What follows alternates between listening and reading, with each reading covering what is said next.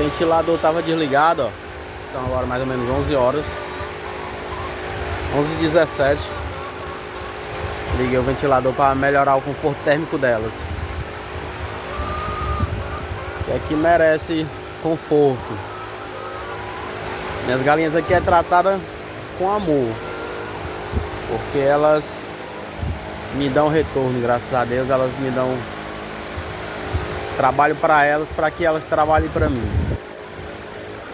Graças a Deus elas têm trabalhado para mim, por isso que eu dou retorno a elas. Conforto, boa alimentação, água limpa, um ambiente bem ventilado.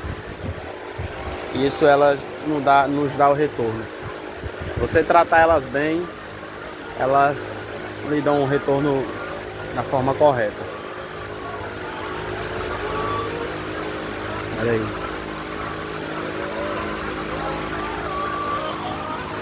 Que eu trato elas com bastante amor, porque eu gosto e porque elas merecem.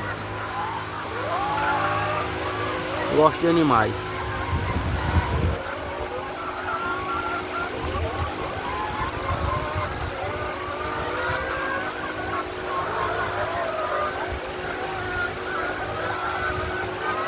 E quando a gente gosta e o animal ainda dá retorno financeiro pra gente, é bom demais.